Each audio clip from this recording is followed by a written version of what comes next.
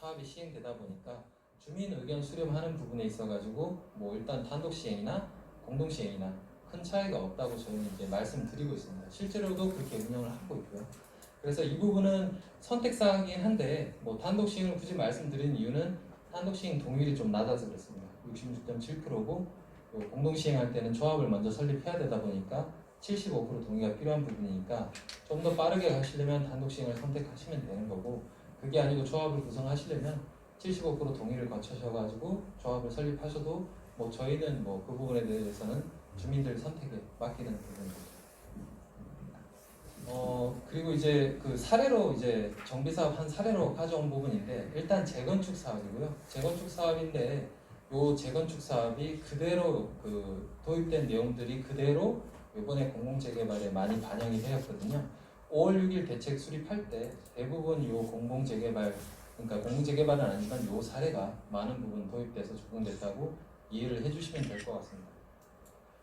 일단 과거에는 SH나 뭐 SH 같은 경우는 정비 사업을 참여를 안 했어요. 뭐 여러 가지 이유가 있긴 하겠지만 주민 사업이기 때문에 SH는 참여하지 않는다는 방침이었거든요. 행자부에서도 그런 식으로 이제 주민 사업은 참여하지 말라는 기조가 있었고요. 다만 뭐 재난위험 시설이라든지 열악 지역이라든지 여기가 이제 붕괴 위험이 있거나 무조건 해야 되는 개발 사업, 정비 사업에 있어 가지고는 SH가 선별적으로 참여를 하도록 되어 있는데, 요 강남 아파트는 재난위험 시설이었어요. 그래서 아파트가 일부 붕괴도 됐었고 여러 가지 안전 시설도 많이 설치가 돼가지고 상당히 위험했던 시설이었거든요. 근데 이제 위험했던 시설이라 해서라도 뭐 웬만하면 참여를 안 하는데, 여기가 문제가 재난위험 시설이다 보니까 전체적으로 이제 선의주를 했거든요. 관리처분, 그러니까 시공자도 선정되고 인허가도 되기 전에 선의주를 해버렸습니다. 조합에서 대출을 해서 선의주를 시켜버렸거든요. 그런데 이제 뭐 시공자 선정도 무효가 되고 관리처분도 무효가 되고 조합 소집도 무효가 되고, 그러다 보니까 이 이자 비용을 납입을 할 수가 없는 거예요. 그래서 이자 비용 때문에 조합원 재산 전체가 경공매로 넘어가가지고 파산하려는 사업장이었거든요. 그래서 이 부분을 빠르게 해결하라는 얘기가 있어가지고 저희가 선별적으로 좀 참여했던 사업장입니다. 다음으로 넘어가겠습니다. 일단은 뭐 이런 사유로 이제 95년에 조합은 설립됐지만 20년간 사업이 정체가 됐었고요. 그리고 시공사도 포기하고 부동산 경기도 잘못하고 인허가도 잘못해가지고 뭐 사업이 좀 어려웠던, 정상화되기 어려웠던 사업장으로 보시면 될 것 같습니다. 그런 부분에 있어가지고 이제 매몰 비용이라든지 사용 비용 부분을 전체적으로 SH가 다 책임을 져서 비용을 대납을 했습니다. 저희가 대납해서 자금 조달은 SH가 이제 책임을 지고 진행했고, 다음 페이지. 그리고 이때 이슈가 2016년 말에 제가 참여를 했었는데 2017년에 그 재건축 초과이익 환수제 이슈가 있었거든요. 안 그래도 사업성이 없는 사업장이다 보니까 재초안까지 부담하게 되면 영향이 너무 크다고 판단해서 그 2017년에 관리 처분을 받는 게 목표인 사업장이었습니다. 그래서 정비계획을 위반하고 시행자를 다시 지정받고 조합을 재설립하고, 그리고 난 다음에 시공자 선정과 사업 시행인가 분양 신청, 관리 처분까지 딱 8개월 정도 걸렸습니다. 위반부터 관리 처분까지. 그렇게 해서 뭐 일단은 구청도 지원해 주시고 주민분들도 워낙 동의를 원활하게 해주시고, 그리고 서울시에서도 지원을 해주시는 내용으로 해서 저희가 좀 빠르게 사업을 진행할 수 있었고요.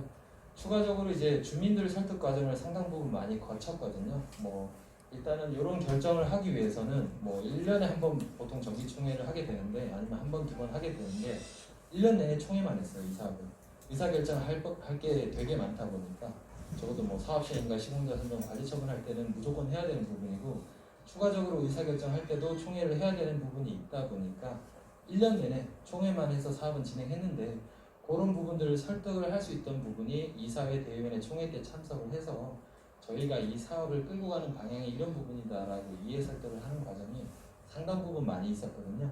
그래서 큰 부담 없이 사업을 좀 단기간에 마무리 지을 수 있던 사업장이었습니다. 그렇게 해서 이제 소송이라든지 이런 부분들까지 다 마무리해서 1년 만에 끝낸 사업장이고요. 아까 말씀드렸다시피 공공재개발 사업이 이 사업을 모태로 거의 시작됐다고 보시면 되는데, 공적주택이 여기도 들어가고요. 그리고 1단계 종상을 해서 3종 일반 주거지역이 준주거지역까지 종상향도 하고, 추가적으로 이제 용적률 인센티브도 받고 뭐 이런 부분을 해서 사업성도 좀 맞추고 공공성 요건도 맞추고 재원 조달도 확보하고 그리고 전반적으로 사업도 정리했던 그런 사업장입니다. 뭐 무조건 다 이렇게 되지는 않을 거고요. 공공재개발이 공공재개발은 일반적인 절차를 거쳐서 좀 진행을 할 건데 앞서 아까 말씀드렸던 한 4가지 제도나 뭐 구역 지정에 대한 지원 제도를 활용해서 일반 정비 사업보다는 좀 더 빠르게 진행될 수 있을 거라고 판단하고 있습니다. 그렇게 해서 일단 예전에는 이제 여기 되는데 시공사는 그때 현대 엔지니어링이 들어와서 진행을 했고요. 그 당시 때는 어느 정도 비용을 반영해서 그 당시 때 적용할 수 있는 약간의 고급화라든지 주차 대수 확보라든지 이런 부분들은 확보를 해서 진행을 했었습니다. 근데 앞으로는 뭐 좀 더 이제 부동산 경기도 좀 원활하고 그런 부분이 있다 보니까 건축비를 좀 더 투입해서 이때보다는 좀 더 좋게 하셔도 무방할 것 같습니다. 후보지 선정 관련 내용입니다. 일단은 그 공공재개발 사업 같은 경우는 아까 4가지 정도의 단축되는 절차 외에도 구역 지정될 때까지도 좀 단축되는 절차들이 들어가거든요. 일반적으로는 주민들이 이제 10% 동의를 해서 자체적으로 주거 정비 지수라는 부분을 좀 산출도 하고 사업계획이나 이런 부분들도 마련해서 주민 자체적으로 동의서도 걷고 하는 부분이 있다 보니까 장기화되거든요, 사업이. 실제로 이 기본계획이 수립되고 난 다음에 구역 지정 받은 사업장이 하나도 없습니다, 현재까지 서울시에. 근데 이 부분을 최대한 이제 주민 자체적으로 하다 보면 어려운 부분이 많으니까 요번 공공재개발에서는 이런 10%까지 동의가 된다 그러면 주거정비 지수라든지 아니면 동의서 산출 부분에 있어가지고 공공이 지원하는 내용들이 들어가서 전반적으로 단축하겠다는 내용이 이렇게 정리가 된 부분입니다. 이렇게 보시면 좀 어렵고요. 동의서 징구나 주거정비 지수나 사업계획 수립을 공공에서 좀 더 지원해서 해준다 그렇게 이해를 해주시면 될 것 같습니다. 그렇게 해서 이제 공모는 9월 21일 날 시작했고요. 11월 4일 날 마무리가 됩니다. 마무리가 되는데 여기 같은 경우는 신규 구역이다 보니까 주민동의 10%를 통해서 구청장 추천을 받아서 공모 참여가 될 거고요. 그렇게 해서 이제 후보지 선정 부분은 신규 구역은 내년 3월에 후보지를 선정하게 됩니다. 내년 3월에 선정을 하는데 요 4단계에 대해서 충족이 되면 우선 선정하는 걸로 진행이 됩니다. 첫 번째 이제 재개발 지정 요건은 노후도라든지 적도율, 일반적으로 얘기하는 재개발에서 정해지는 주거정비 지수 부분까지 포함해서 허들로 적용하는 단계는 당연히 통과해야 되는 거고요. 2단계 도시재생 사업이 진행됐거나 다른 조합 설립 사업이 진행돼서 사업이 진행된 곳은 제외하도록 되어 있습니다. 그리고 3단계 여기 같은 경우는 이제 장기간 정체됐거나 이 사업이 꼭 필요하거나 정책적으로 필요한 사업이 우선적으로 검토가 될 거고 추가적으로 이제 주택 공급이 확대가 되거나 여러 가지 공공재개발에 대한 도입 목적하고 맞는다고 하면 3단계도 통과가 될 겁니다. 그리고 4단계 부분은 이런 사업계획까지 수립을 해가지고 주민들이 이제 그 분담금까지 부담해서 사업을 추진하는데 크게 무리가 없다고 판단이 되면 요 1, 2, 3, 4단계를 거쳐서 이번 3월에 내년 3월에 후보지가 선정돼서 동의서를 거쳐서 주택공급 활성화 지구를 지정받아서 사업이 시작이 될 겁니다. 일단 이렇게 해서 이제 그 공공재개발 내용을 간단하게 좀 말씀을 드렸고요. 일단은 공공재개발이 아니더라도 재개발 자체가 워낙 어려워요. 그러다 보니까 전반적으로 이해를 하기가 어려운 거는 사실이거든요. 질문 주신 리스트에 대해서 간단하게 좀 정리를 해서 먼저 말씀을 드리고 질의응답을 받도록 하겠습니다. 본인 갖고 싶은 평수를 선택할 수 있는지라고 물어보셨거든요. 본인이 갖고 싶은 평수 부분에 있어가지고 기본적으로 재개발은 그 입주 자격 요건이 조례에 정하도록 되어 있습니다. 주택을 가지신 분들이 제일 우선이고요. 두 번째 그리고 종전자산 가액이 분양받는 가액보다 높아야 되는 부분이 들어가는 거고요. 그리고 토지만 가졌을 때는 90평방미터 이상 보유를 해야만 입주 자격이 주어지는 부분입니다. 그래서 본인 갖고 싶은 평수는 실제로 건축 배치를 해보면 부동산 경기가 안 좋을 때는 낮은 평형에 많이 몰리고요. 부동산 경기가 좋거나 아니면 지역 여건에 따라 가지고 그럴 때는 대형 평형에 몰리거든요. 이때는 대부분 이 순위는 정관으로 아니면 시행 규정으로 정하도록 되어 있는데 높은 자산을 가지신 부분이 아무래도 우선적으로 선정이 되는 부분으로 일반적으로 정리를 그렇게 많이 합니다. 그래서 대부분 정비사업들이 그렇게 많이 하고요. 그리고 60평, 예를 들어서 60평인 것 같아요. 60평 단독주택 소유자가 30평형으로 1 플러스 1, 그러니까 30평 플러스 30평으로 받을 수 있는지 질문이 들어왔는데 이건 안 됩니다. 왜 안 되냐면 기본적으로 1 플러스 1은 가능한데 하나는 무조건 전용 60 이하여야 됩니다. 법적으로. 그래서 일반적으로 전용 60 이하면 전용 5구거든요. 25평, 24평 요게 해당되는 부분입니다. 하나는 25평이어야 되고 나머지는 지금 갖고 있는 주거 전용 면적까지 둘이 더한 거가 기존에 갖고 있는 면적까지 추가적으로 하나 더 받을 수 있습니다. 예를 들어서 60평이라고 하셨으니까 하나는 25평을 받으면 35평을 받을 수 있는 거죠. 그럼 25평 플러스 35평까지 받을 수 있는 부분이 됩니다. 그래서 요거 외에도 그 면적 외에도 가격도 들어가는데요. 예를 들어서 25평 하나 받고 자기는 이제 34평이나 뭐 40평을 받을 수 있는 가액까지 평가를 받았다 하면 25평 플러스 뭐 35평이나 40평까지 1 플러스 1을 받을 수 있습니다. 그러니까 주거 전용 면적이나 아니면 종전자산 가액이 많다고 하면은 1 플러스 1은 가능한 부분이고요. 이거는 뭐 민간이나 공공재개발이나 동일합니다. 그리고 이제 본인 평가 금액보다 분담금을 더 낼 때 뭐 현 대출처럼 개인 능력만큼 하는 건지, 그러니까 분담금 대출에 분담금은 기본적으로 1주택자 이하일 때는 LTV 40%를 적용받아가지고 LTV 40%까지는 받으실 수는 있을 거예요. 2주택자는 뭐 어려우실 거고, 다만 이제 공공재개발에서는 사업비를 아까 SH나 LH가 전체적으로 조달을 한다고 그랬으니까 분담금은 어느 정도는 최대한 뭐 사업비가 가능한 범위 내에서 중도금을 좀 낮출 수는 있을 겁니다. 그래서 잔금으로 이연을 해서 자기 부담하는 부분을 최소화하는 부분으로 좀 정리는 할 수 있을 것 같아요. 그 부분은 이제 저희가 적용할 만큼 적용을 하는 건데, 나머지 부분은 현재 이제 금융제도를 그대로 따와서 LTV 규제를 그대로 받을 겁니다. LTV 규제를 좀 우회적으로 지원해 주는 거는 공공재개발에서는 좀 들어갈 수 있다, 이렇게 이해를 해주시면 될 것 같고요. 그리고 아마 9월 21일 날 공모가 나가면서 그날 이제 권리산정 기준일이라고 그래서 입주 자격을 부여하는 기준일을 그날로 할 거다라고 서울시에서 보도자료를 내보낸 것 때문에 질문을 하신 것 같아요. 일단은 9월 21일 권리산정 기준일이라고 하는 거는 그날 소유한 사람들한테 우선 입주 자격을 주겠다는 의미긴 한데, 질문은 전매가 가능한지를 묻는 질문이네요. 전매는 가능합니다. 이 권리산정 기준일이라든지 비슷한 제도로 행위 제한이라는 제도가 있는데, 요거는 지분 쪼개기를 금지하는 제도예요. 토지 분할이라든지 다가구를 다세대로 전환시키는 거라든지 신축을 하는 부분에 있어가지고 권리산정 기준일 이후에 이런 행위를 했을 때는 입주 자격을 주지 않는 거고, 전매는 문제없이 가능합니다. 다만 현행 이제 그 정비사업, 재개발 정비사업에서는 관리 처분일 이후에는 전매가 안 되도록 되어 있어요. 그리고 공공재개발은 시행자 지정 이후에는 전매를 최대한 막겠다는 제도가 이번에 들어가게 됩니다.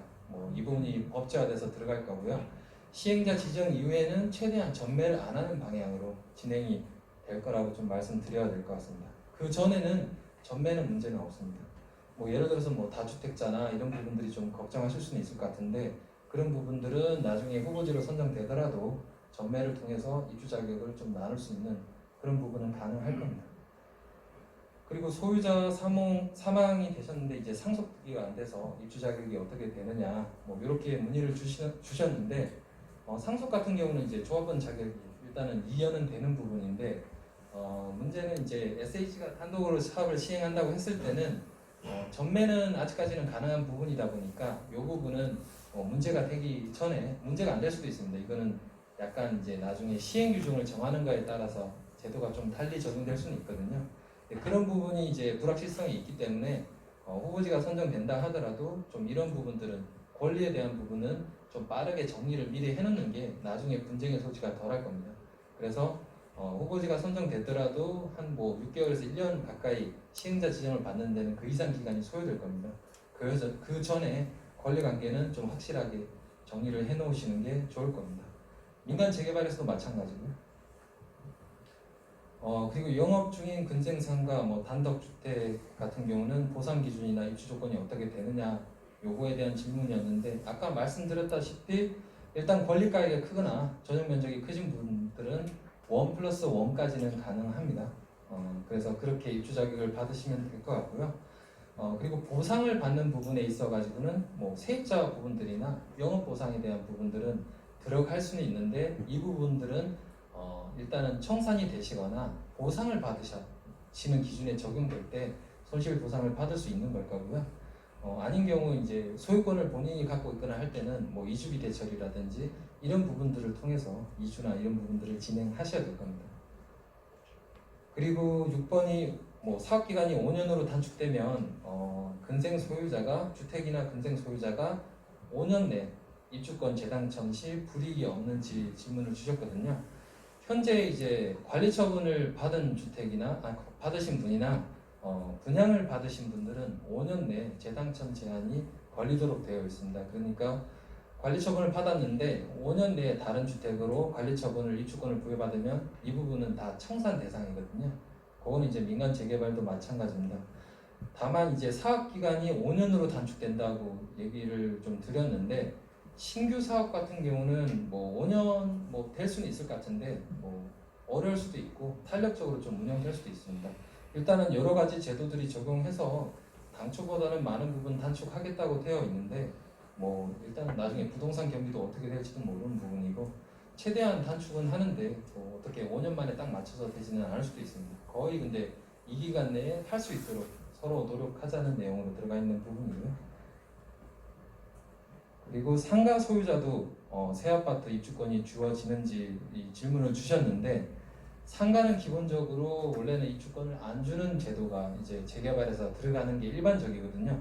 다만 아까 말씀드렸다시피 종전가액을 평가를 했을 때 예를 들어서 상가를 소유했다 하더라도 뭐 예를 들어서 5억으로 평가를 받았고 조합원 분양 받는 가격이 3억이다. 그러면 조합원 분양 가격보다 종전 자산 가격이 높을 때는 뭐 근생을 소유하거나 다른 것을 소유한다 하더라도 뭐 토지를 소유한다 하더라도 분양 자격은 주어지거든요. 다만 이 상가도 지분 쪼개기라든지 이런 부분들을 막으려고 소규모 상가를 갖고 계신 분들한테 그러니까 종전 자산 가액이 너무 낮으신 상가를 가지신 분들은 아직까지 현재는 너무 조그마한 상가를 갖고 계신 분들은 현금 청산 대상입니다. 이거는 뭐 민간 재개발이나 공공 재개발이나 동일하고요. 이런 뭐 사실 분양권에 대한 부분 질문이 많으신데 이 부분은 뭐 다시 말씀드리지만 전반적으로 민간 재개발하고 동일합니다. 뭐 질문이 오셨으니까 답변을 드리겠습니다. 이거는 땅이 뭐 10평짜리 두 개를 합의를 해서 주택을 지었는데 요 경우에도 이제 분양 자격이 주어지는지 질문을 주신 것 같아요. 아까 말씀드렸다시피 다세대면 이게 각각 주택으로서 적용되기 때문에 다세대면 입주권이 각각 부여됩니다. 하지만 다세대가 아닐 때는 종전가액이 높거나 아니면 주택으로 분류된 게 하나만 있거나 그리고 전체 가지고 있는 토지 면적이 90평방미터 이상일 때만 분양 자격이 주어지는 부분이거든요. 물론 개별적으로 여러 가지가 케이스가 있어가지고 확인은 해야 되겠지만 요 거의 세 가지 요건에 거의 충족해서 적용된다고 보시면 될 것 같습니다. 지금 경우는 안 될 가능성도 있어 보이거든요. 그러니까 한번 개별적으로도 뭐 제가 이 내용이 듣기상 어떻게 되어 있는지 모르는 부분이 있다 보니까 집합 건물이면 모르겠는데 단독주택이면 좀 더 한 번 더 확인을 해보시는 게 맞을 것 같습니다. 집합 건물일 때는 주택으로 집합 건물로 되어 있으면 각각 입주권은 나옵니다. 단독주택일 때는 좀 어려울 수도 있다 이렇게 말씀드려야 될 것 같고요. 그리고 조합원 예상 분양가는 얼마 정도 될 건지 이렇게 질문을 주셨는데 요거는 종전평가를 해봐야 알아요. 전체 아마 원효로 일가가 요번에 구역 지정 요청하신 게 10만 평방미터 이상인 걸로 알고 있는데 이 10만 평방미터에 대한 부분에 대해서 계략적으로 종전평가를 해봐야 분양가를 알 수 있거든요. 왜냐하면은 종무자산에 대한 조합 분양가는 원가 방식이에요. 그러니까 종전가액이 토지비로 들어가는 거고 그리고 건설비가 들어가는 부분에서 수익 금액을 뺀 부분을 원가로 나눴을 때 조합원 분양가가 나오는 거거든요. 그래서 아직까지 산출이 어려운 부분이고요. 나중에 후보지가 선정이 되면 그때 이제 사업계획부터 해서 분담금 산출까지 해서 한 번 더 주민 설명회를 진행을 할 겁니다. 그때 내용은 좀 확인해 보실 수 있을 거라고 말씀드려야 될 것 같습니다. 그리고 이제 공공재개발 물량이 2만 호인데 이건 어떻게 되느냐? 2만 호는 조합원 물량, 일반 분양 물량, 공공임대 물량 다 포함해서 2만 호고요. 8월 4일 대책에 2만 호가 추가할 거라고 발표를 했습니다. 총 4만 호가 공공재개발 적용 목표 물량으로 보시면 될 것 같습니다.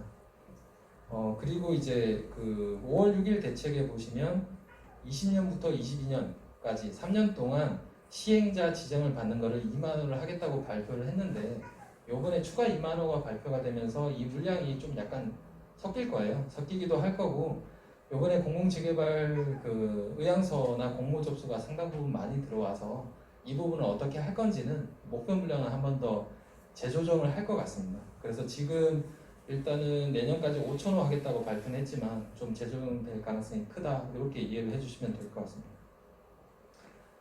그리고 공적 주택에 대해서는 아까 말씀드렸으니까 넘어갈 거고요. 그리고 단독 시행, 공동 시행 부분도 궁금해 하셨는데 이 부분도 설명드렸으니까 넘어가겠습니다.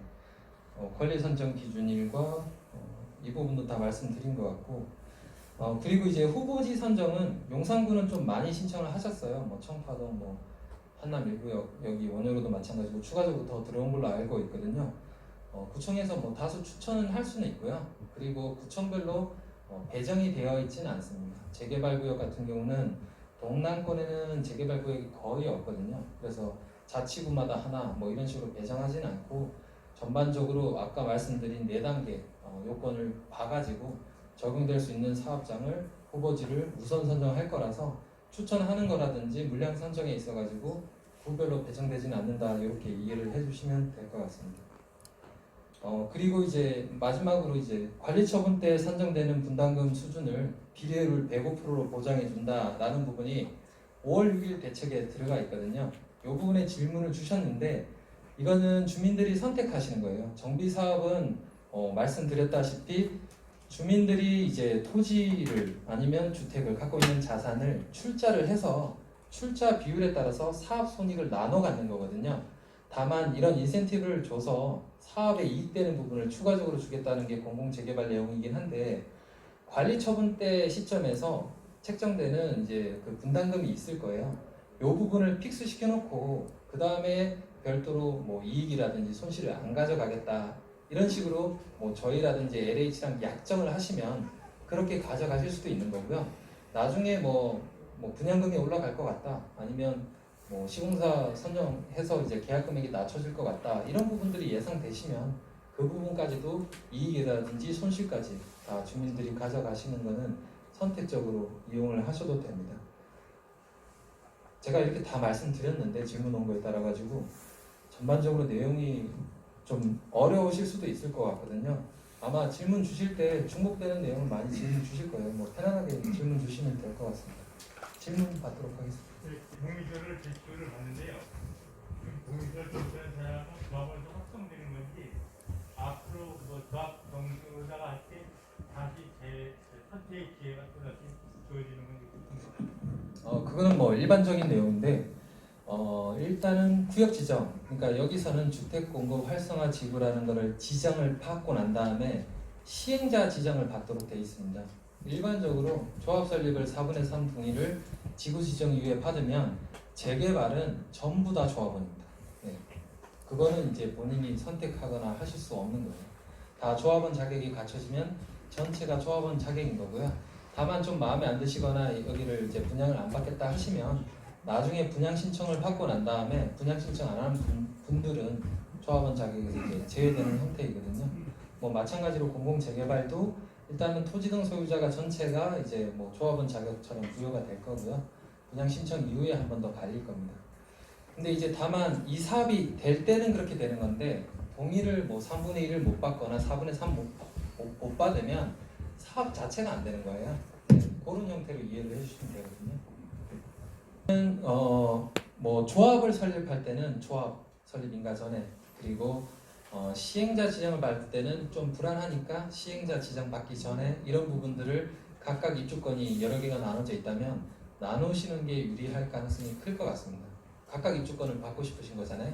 그러면 주택이 예를 들어서 다세대가 5개 물건을 한 분이 갖고 계셨는데 이거 같은 경우는 끝까지 분양까지 끌고 갔을 때는 하나밖에 안 나와요. 근데 이거를 그 전에 미리 5개로 분할해서 나눠 갖는다 하시면 아까 말씀드렸다시피 지분 쪼개기는 안 되지만 전매는 가능해요. 네, 전매는 가능합니다. 그렇게 해서 나눠 놓으시면 나중에 분양 자격은 부여가 될 겁니다.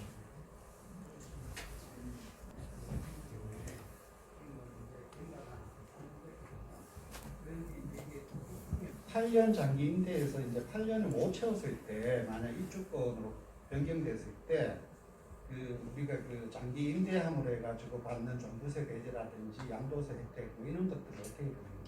사실 이 부분까지 제가 정확하게는 잘 모르고요. 한 번 더 확인을 해봐야 되는데 민간임대주택에 관한 특별법상 장기공공임대에 해당되는 부분인 거잖아요. 이 부분을 이제 원래는 장기 민간임대주택에 관한 특별법에서 구역 지정을 받고 철거가 될 때는 자동적으로 이제 장기 일반 임대가 아니게끔 되거든요. 근데 그 부분이 세금적으로 연계는 이제 임대 의무 기간은 없어지는 건 맞는데, 예, 임대 의무 기간은 맞는데 임대 의무 기간하고 세금은 또 다르게 적용되거든요. 이 부분은 죄송한데 국세청에 좀 문의를 하시는 게 맞을 것 같습니다. 네. 제가 이 공교부 국토교통부의 보도 자료를 가필해 왔어요. 여기 내용을 보면 공공임대 비율이 아까 말씀해 주신 대로 종합원 분양을 제외한 나머지의 50%를 임대 공급을 한다. 그런 내용이 있었지 않습니까? 네. 그 중에서 그 전체 20%는 공공임대. 네. 그 다음에 공공 지원임대 5%, 일반 분양 25%. 이렇게 지금 저 보도 자료에 나와 있습니다. 그건 예시긴 합니다. 예, 말씀. 예. 그런데 요거는 확정한 겁니까? 요거 변동을 시킬 수가 있습니까? 일단은 뭐 변동을 시킬 수 있는지는 모르겠고요. 네. 변동이 될 수는 있습니다. 왜냐하면은 현재 법제화가 되고 있는 과정입니다. 이 부분이 법만 개정해서는 안 되고요. 시행령, 시행규칙, 조례까지 그리고 기준까지 개정돼야만 다 마무리되는 거거든요. 그래서 아마 내년 3월 때 확정이 될 건데 아까 말씀드렸다시피 공공 임대에 대해서는 거의 유사하게 적용이 될 거로 지금 진행되고 있습니다. 당초에는 원래 그 국토부에서 시행령을 개정을 하면서 재개발 임대 비율을 20 플러스 알파 최종 30%까지 늘리는 방향으로 이번에 시행령 개정을 해놨습니다. 근데 그 20% 부분은 서울시가 고시하는 비율 이하, 고시하는 비율로 돼 있거든요. 근데 서울시는 이번에 아마 15%로 고시를 할 거예요. 15%는 예전하고 동일한 비율이거든요. 그래서 법은 30%까지 더 줄 수 있도록 재개발 임대를 더 늘릴 수 있도록 개정을 해놨지만 서울시가 아마 동일하게 15%로 고시를 할 것 같습니다. 그러면 재개발 임대는 동일하게 가져갈 거고요. 공공 재개발에서도 그 비율 따라가지고 헷갈리시겠지만 하나 더 말씀드리면 소형주택이라 그래서 아까 계산해서 나오는 용적률하고 법에서까지 갈 수 있는 용적률의 50%를 정하는 주택도 공공임대거든요. 그거 두 개를 합한 거 플러스가 조합원 분양분을 제외하고 50% 부분에서 충족이 안 됐을 때 어렵죠. 네. 안 됐을 때 이 공공지원 민간임대인 수익형 전세를 넣도록 되어 있거든요. 이 공공지원 민간임대는 뭐냐면 질문 주셨던 부분하고 동일하게 장기 일반 임대, 옛날 준주거 아니고 준공공 임대, 준공공 임대랑 동일하긴 한데 일단은 국가나 다른 쪽에서 지원을 기금 출자라든지 이런 부분들을 받았을 때 적용되는 주택이거든요. 그러니까 준공공 임대라고 보시면 돼요. 옛날 준공공 임대. 그러니까 현재는 장기 일반 임대. 요 부분이 들어가서 숫자를 채우게끔 돼 있거든요. 근데 그 원효로 일가의 아파트의 건축 층수는 제한이 돼 있습니까? 층수는 일단은 먼저 이거부터 말씀드려야 될 것 같은데 토지이용계획 확인을 떼보시면 일단은 용도지구라 그래가지고 높이 제한을 걸 수 있는 제도가 있거든요. 그러면 그거에 따라서 최고 고도지구냐, 경관지구냐, 고도지구냐 이런 부분들이 걸려 있을 수 있어요. 근데 이런 부분들은 서울시에서 아직까지는 풀 상황은 아니라고 판단하고 있어요. 왜냐하면 이제 서울시 내에 남산이라든지 뒤에 북한산이라든지 이런 부분들에 대한 조망권은 누구나 이제 향유를 해야 된다는 판단을 하고 있는 상황이어가지고 요 지구를 풀기는 어려울 수는 있습니다. 그래서 그런 부분들이 원효로 일가에 걸려 있으면 분리하실 거예요. 나중에 건축 높게 올릴 때도 분리하실 거고 배치할 때도 분리하실 거예요. 근데 제가 뭐 죄송스럽지만 토지용 계획을 확인을 해보진 않아서 지금 어떤 용도 지구가 걸려 있는지는 모르겠습니다. 그 층수하고 공공임대 비율하고 관계가 굉장히 깊지 않습니까? 예를 들어서 원효로 일가 지역을 35층으로 지을 수 있다 하는 것과 예를 들어서 50층으로 지을 수 있다. 이건 경우의 수가 확실히 다르지 않습니까? 그래서 제가 그걸 여쭤본 겁니다. 서울시는 이제 네. 아까 말씀드린 용도 지구가 안 걸려 있잖아요. 거기다가 구릉지가 아니면 3종 일반 주거 지역 같은 경우는 아파트 동은 35층까지 가능해요. 어디서든 다 가능합니다. 예, 어디서든 다 가능한데 그 이상 가려면 복합 건물이 돼야 돼요. 주상 복합 건물. 예, 주상 복합 건물일 때만 35층 이상으로 지을 수 있도록 서울시 전체적인 도시기본계획이 그렇게 되어 있거든요. 그래서 기본계획을 변경하지 않는 한 아파트 동은 고도지구를 제외하고 열려 있다 그러면 35층까지만 열려 있습니다. 그거는 임대주택을 짓고 말고랑 뭐 다른 문제입니다. 네. 감사합니다. 이 문제 때문에 저희가 지분이 공유 지분 토지로 되어 있거든요. 근데 이제 다른 지분들은 뭐 어떤 법인도 들어가 있고 어떤 개인이 들어가 있는데 그 다른 건 문제가 안 되는데 그 지분의 한 6% 정도가 국유지가 들어가 있어요. 나중에 이제 조합원 자격을 저희가 이제 그 사업이 시행됐을 때 이제 정식적으로 신청을 할 때 그 모든 소유자들의 동의를 받아야 된다고 하는데 이 공유 지분 중에서 국유지로 되어 있는 부분은 어떻게 받아야 되는지 하나 궁금하고요. 그다음에 저희가 저희 지금 갖고 있는 소유하고 있는 토지가 한 4, 50년 동안 계속 단독주택으로 사용이 되다가 최근에 노후화 문제 때문에 주택이 어느 정도 세입자를 구하기가 힘들어가지고 근생시설로 전환을 해서 이번에 올해서부터 세를 내보내고 있는데 지금 주택에서 근생시설로 바뀌었는데 이게 나중에 조합원에 대한 팁을 아까 설명해 주셨지만 조합원 팁에 대해서 좀 더 궁금하고요. 그리고 이 지금 세입자가 근생시설을 이용하고 있는 세입자가 들어왔는데 그분이 들어왔을 때 좀 상당 부분 인테리어나 이런 거에서 공사비를 많이 지불하고 들어오셨거든요. 그래서 이거 나중에 그분한테 어떤 보상을 저희가 해주는 게 맞는 건지 아니면은 그런 것도 좀 궁금하고 그리고 마지막으로는 이제 사업 면적이 지금 원효로 30번지 1대라서 이게 측정이 됐는데 이게 혹시 동의는 다 됐는데 나중에라도 뭐 변경이 될 수 있는 것도 좀 세 가지. 마지막 질문이 어떤 건지.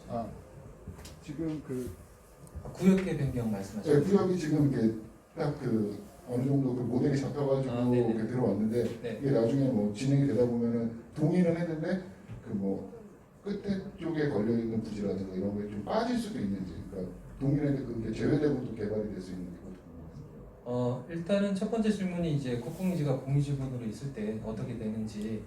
일단은 뭐 토지가 뭐 하나의 토지라고 하면은 이거에 대해서는 대표자 선임계를 만들어서 공유지분 소유자들이 100% 동의를 해서 대표자를 선임하도록 돼 있고 대표자가 동의를 해서 토지 등 소유자도 되고 동의율권을 충족하도록 되어 있거든요. 그래서 만약에 구청 땅이라 하면 구청도 동의를 해주셔야만 아마 동의 요건을 충족하실 거예요. 일반적으로는 뭐 그렇게 해주는 구청도 있고 안 해주는 구청도 있거든요. 자산관리공사로 있거든요. 네? 자산관리공사.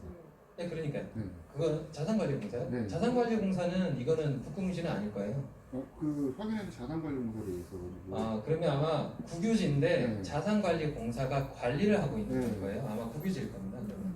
그런 경우에도 마찬가지로 이제 소유자 그러면 위탁받은 자산관리공사가 동의를 해줘야 될 것 같은데 뭐 안 해줄 가능성도 있을 수도 있습니다. 뭐 그거는 해주는 거에 따라 가지고 동의율에는 들어가고 말고가 되는 거고 동의율을 하든 안 하든 나중에 구역 지정이 되거나 뭐 시행자 지정을 받았을 때는 그때는 동의 요건하고 무관하게 조합원 자격이나 토지 등 자격 조건이 주어지는 거고요. 국유지나 이런 부분들은 뭐 나중에 무조건 그냥 재개발은 동의하지 않는 자는 토지보상법을 적용받도록 되어 있는데 예외적으로 국공유지는 협의 매수예요.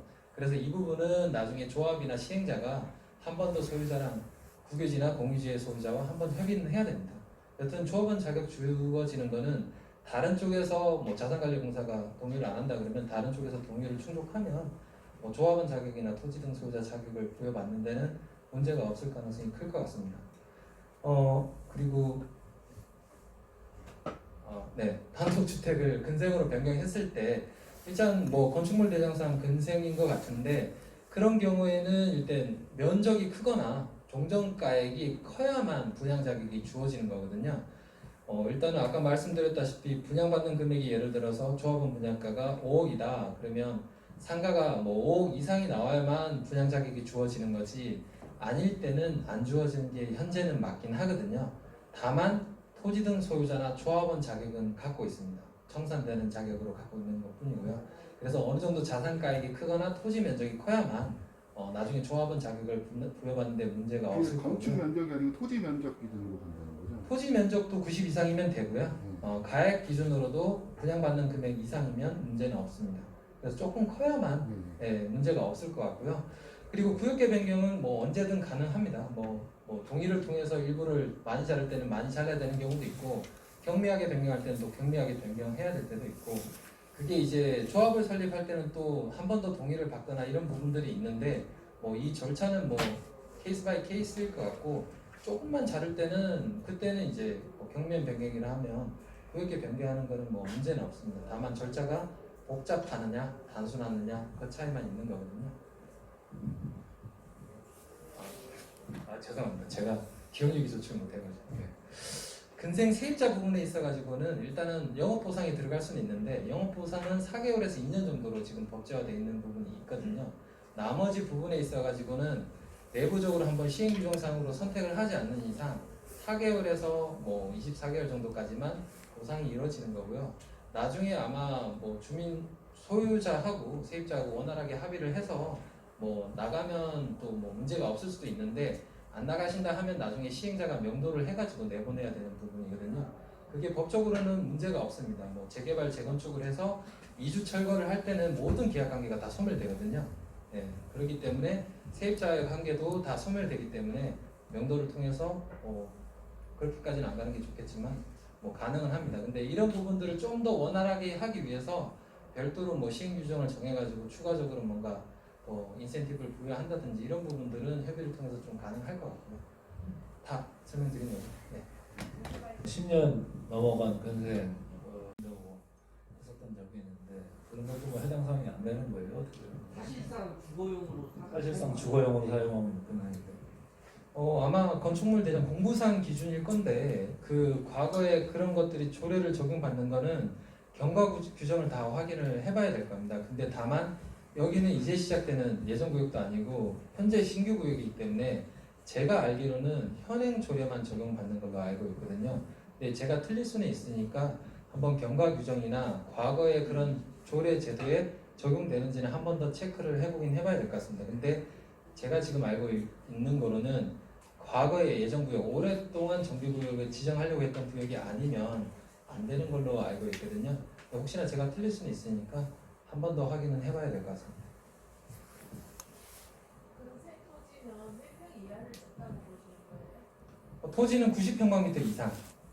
그리고 이제 자산가액은 분양받는 금액 이상으로 평가를 받아야만 입주 자격이 주어집니다. 네. 혹시 그 소유자가 그 오피스텔도 소유했을 때나 오피스텔은 있을 경우 분석으로 해서 LTV 기반 이거 못 받나요? 주택은 제가 그 부분까지는 잘 모르겠긴 하겠는데, 요번에 뭐 오피스텔이 주택으로 적용되는 게 어느 부분까지인지는 잘 모르겠어요. 취득세까지인지 뭐 그런 부분까지는 잘 모르겠어요. 다만 오피스텔은 주택은 아니거든요. 현재 입주 자격을 줄 때는. 근데 이제 세금 관련 내용이나 LTV 규제는 그건 한 번 더 금융 쪽으로 확인을 해보셔야 될 것 같아요. 일반 담보대출하고 동일하거든요. 잠깐 여쭤볼게요. 저기 단독주택이요. 평수가 적은 거에 평수 상관없이 두 개면 두 채를 분양으로 받을 수 있어요? 그거는 조건 따라 달라요. 단독주택이 2개 갖고 있으시단 말씀이신 네. 거죠? 이거는 일단은 분양 신청하기 전까지 아니면 또는 이제 시행자 지정을 받기 전까지 네. 하나만 받도록 되어 있어요. 다만 두 개를 1+1으로 받을 수 있는 거는 주거 전용 면적이 크거나 종전 자산가액이 두 개 분양받을 금액보다 크면 되거든요. 그게 아니잖아요. 네. 그게 아니라 그러면 전매를 하시는 게 유리하실 수도 있습니다.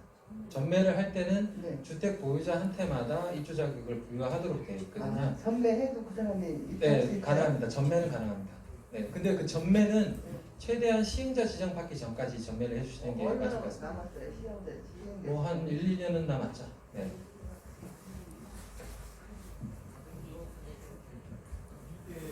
네, 지금 그 질문한 내용이 이상한 질문입니다만 먼저 앞에 뒤에 이렇게 세 번째. 다세대 이체를 소유하고 있는데 A와 B, A와 C 소유로 되어 있습니다. 그런데 A와 B, A와 C인데 예를 들어서 두 채가 그게 분양이 가능한지 그렇지 않으면은 한 채는 예를 들어서 A와 B는 그대로 놔두고 A와 C를 있는 거를 그 매매 혹은 증여를 하면은 그 두 채가 그 되는지 이제 분양 대상이 되는지. 제가 무슨 말씀인지 이해를 못했는데 일반적인 기준으로 말씀을 드릴게요. 아마 이 얘기면 되실 겁니다. 일단은 주택은 하나마다 입주권이 부여되는 게 맞는데 한 명이 여러 개를 갖고 있으면 하나만 되는 거예요. 근데 또 계속 동일해서 말씀드리면 주거전용 면적이 두 개 합한 거가 크거나 종전 가액이 크면 1+1이 가능한 거거든요. 근데 이 부분이 불리하다고 판단을 하시면 전매를 하시는 게 맞아요. 증여를 하시거나 전매를 하셔서 분양 자격을 나눠 주시는 게 맞을 것 같습니다. 이 부분은 개인적인 자산 사정이나 그리고 분양 면적이나 갖고 있는 면적을 보시고 별도로 판단을 하시는 게 맞을 것 같거든요. 케이스가 워낙 여러 가지고 금액도 여러 가지다 보니까 개별적으로 한번 판단을 해보시는 게 맞을 것 같습니다.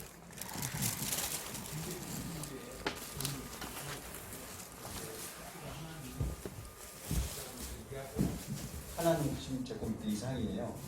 이 경우에 두 개로 나눠서 분리해서 보유하려면 어떻게 해야 되는 거예요? 단독인가요? 단독인데요. 네. 두 개 피지 위에 건물이 하나 있어요. 근데 하나는 90제곱미터 이상이고 토지가 하나는 90제곱미터 이하거든요. 요 부분은 아까 말씀드렸다시피 요 주택을 소유한 거 하나 90평방미터 이상이거나 각각 종전가액이 분양받는 가액보다 크면 각각 받을 수는 있을 것 같은데요. 예, 그게 아니라고 하면 안 될 가능성도 있기는 할 것 같거든요. 근데 이 부분은 디테일한 상황까지는 각각 또 따져봐야 돼요. 예, 저희가 다 분양 자격을 구분해서 산출할 수 있는 건 아니고 여건을 정확하게 모르다 보니까 한 번 더 확인을 해보시는 게 맞을 것 같습니다. 확인 어디다 해봅니까? 보통 이제 그 공부상 건축물 대장도 떼보고 등기도 떼보고 시행자로 된다 그러시면 상의를 해주셔도 되고 일반적으로는 이제 부동산하고 많이 상의를 하시긴 하시거든요. 근데 나중에 저희가 후보지로 선정되거나 중간에 필요하시면 전화를 주셔가지고 그런 부분들은 확인을 받으실 수 있을 거예요. 저희가 이제 시행자가 되면 그런 것들을 정리를 해야 되기 때문에 분양 자격을 정리를 해야 되기 때문에 각각 이제 토지 등 소유자는 그런 관리를 할 수밖에 없거든요. 근데 지금 당장 저희가 아직 후보지도 선정 안 됐고 그런 부분도 안 됐기 때문에 개인적으로 좀 체크를 해보시고 필요하면 질문을 주셔도 되는데 나중 정확하게는 시행자 지정되면 정확하게 한 번 더 말씀드릴 수 있을 것 같아요. 네. 두 번째 네. 좋은 설명 감사드립니다. 아까 주거 전용 면적을 말씀을 하셨는데요. 보면 이제 그 공부상에는 건생으로 되어 있는데 실질적으로는 주택으로 사용하고 있는 부분은 주거 전용 면적에 합산이 되는지 아니면 그걸 재배를 하고 계산을 하게 되는지 궁금하십니다. 제가 특수 케이스까지는 다 모를 수 있는데 일단 공부상 내용이 우선 될 겁니다. 근데 한번 필요하시다 그러면 그런 부분은 한 번 더 확인을 해봐야 될 것 같아요. 근데 구청에서 세대장상은 주택으로 되어 있다 그러거든요. 그 건축물 관리 대장에는 근린으로 되어 있는데 그 재산세를 과세를 한다든지 하는 세대장이라고 있다고 그러더라고요. 거기에는 그 부분이 주택으로 되어 있다고 그러는데 그러면서 이제 건축물 관리 대장을 바꾸라고 그러더라고요. 그거를 바꿀 수 있다고 바꾸라 그러는데 그러면 그 바꾸는 걸 지금 현재 바꿔도 상관이 없는 건지 그거는 이제 권리 산정일 기준 전에 바꾸느냐 후에 바꾸느냐에 따라서 달라질 수도 있어요. 그러면 요거 같은 경우는 한 번 더 체크를 해봐야 되는 게 9월 21일 날 권리 산정 기준일 그날로 정하도록 되어 있다 보니까 이 부분은 조금 애매할 수는 있거든요. 그래서 권리 산정 기준일이랑 그리고 공부상 그런 부분을 바꾸는 부분은 한 번 더 체크는 해봐야 돼요. 뭐 무조건 되는 건 아닐 수도 있거든요.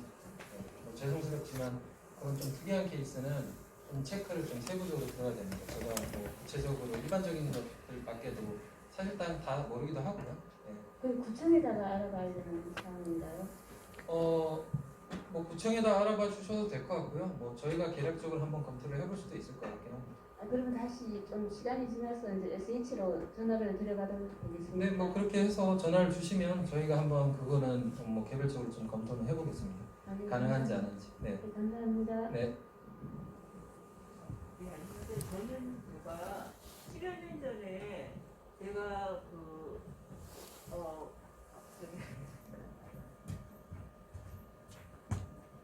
안녕하세요. 저는 10여 년 전에 근생을 갔다 만약에 공공재개발 사업이 추진된다 경우를 취재한다면은 제가 여러 개를 갖고 있거든요. 지역마다 원효로도 갖고 있고 남영동도 갖고 있고 청파동도 갖고 있는데 만약에 개발이 된다 하면은 입주권은 각각 받을 수 있는지 그리고 또 두 번째는 제가 또 다 주택을 여러 세대 갖고 있는데 그 입주권을 받는 거에 대해서 그거에 대한 그 무리가 없는지요?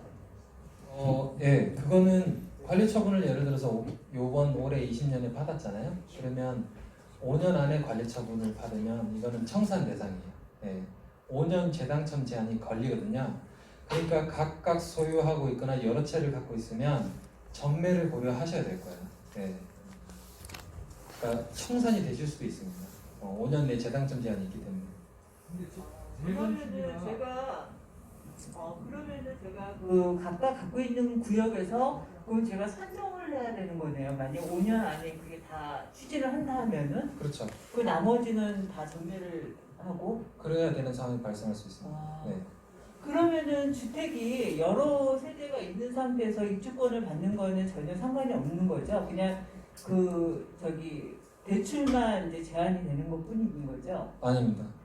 재개발은 하나만 받을 수 있는 게 원칙이에요. 뭐 면적이 넓거나 종전 가격이 커졌을 때만 1+1이거든요. 아니 그게 아니 기존에 제가 갖고 있는 주택이 여러 세대가 있는 상태에서 입주권을 받는 거에 제한이 있느냐 하는 걸 물어보는. 그러니까 구역 밖에 3개를 갖고 있고 구역 안에 하나를 갖고 있으면 하나 받는 거는 문제가 없느냐 그 얘기신 거죠? 아니요, 제가 지금 현재 갖고 있는 주택 수가 여러 세대가 있거든요. 그 상태에서 제가 만약에 원효로 일가가 공공재개발 추진이 된다면 입주권을 받는 거에 지장이 없느냐는 거죠. 다른 주택이 뭐 관리 처분이나 일반 분양으로 받은 거 아니면 입주권을 받는 데는 문제가 없어요. 네. 대신 대출해서 분리하실 거예요. 그렇죠. 네. 네, 감사합니다. 네.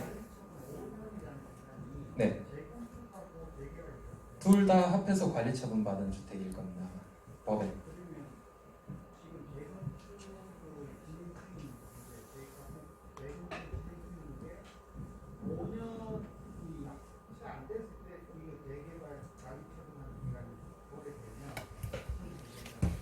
한 번 더 확인하시는 게 좋을 것 같은데 제가 기억하기로는 그때는 입주권이 부여되거든요. 네. 자, 아까 네. 단독주택을 5인승을 가지고 있는데 그것이 1+1이 될 수 있는 거예요? 단독주택을 전용 면적 기준으로 50평을 받는다고 하시면 하나는 25평 미만 소유하고 있어요. 네. 네, 그렇죠. 1+1 받을 수 있습니다. 50평이면. 그래요? 네. 근데 대신 분양받으시는 면적 2개 합해서 50평을 넘어갈 수는 없어요. 예. 대신 이제 면적 기준으로도 그렇고 자산은 그보다 더 클 수는 있거든요. 자산은 그보다 더 클 때는 25평 받고 자산이 클 때는 뭐 25평, 30평까지도 가능할 수도 있고요. 그거는 자산 평가되는 거에 따라서 달라질 겁니다. 먼저 마이크. 네. 90제곱미터 이상이 돼야 입주권을 준다고 말씀해 주셨잖아요. 90평방미터 이상 토지만. 예. 네. 토지가 50제곱미터 미만이에요. 거기에 그 3층으로 돼 있는데 각 세대 입주를 다 한 사람들이 많아요. 그러면 이거는 어떻게 그 일주를 받을 수 있는 건지 아니면 또 그분들이 나갈 때 그 보상은 또 어떻게 해줘야 되는 건지. 다가구 주택일 때는 뭐 다세대인가요? 단독 다세대도 아니 단독 주택이에요. 그거면 단독 주택이면 뭐 토지 면적하고 관계없이 주택을 갖고 있으면 입주권은 부여됩니다. 한 사람 하나. 그러면 세 주는 사람들은 세 주는 사람들은 일단은 아마 주거 이전비 보상 기준에 따라 가지고 이전비는 나갈 수는 있을 거예요. 네. 그게 아니라 그러면 일단은 뭐 끝까지 버티시면 면도가 되는 거고 아니면 그냥 나가셔야 될 거예요. 네, 이전비나 이런 빨리 인가 이후에는 매도가 안 되거든요. 그러면 그런 경우는 어떻게 정매를 해야 돼요? 만약에 여기가 빨리 진행이 된다면 5년 안쪽으로 들어온다는 얘기가. 여기 걸 전매해야 되겠죠. 네, 그렇다 그러면. 그 먼저 거를 증여를 할 수 있나요? 대건투자니까. 상속까지는 가능한데 증여는 되는지는 한번 체크를 해봐야 될 것 같아요. 지금 보면 상속은 되긴 하는데. 전매가 안 된다고 하니까. 네, 전매 부분에 증여나 상속도 해당되는 건데 상속은 예외 조항으로 넣어놨는데 증여까지 예외 조항인지는 한번 체크를 해봐야 될 것 같아요. 안 되실 수도 있을 것 같아요. 그럼 그냥 끌고 가면 현금 청산이 되는 거죠? 재건축을 먼저 받았으니까 그거는 청산이 되는 건 아니 아니고. 여기가 역전이 될 수 있기 때문에. 그래요? 누가 빨리 인가니까 그건 오래 걸리거든요.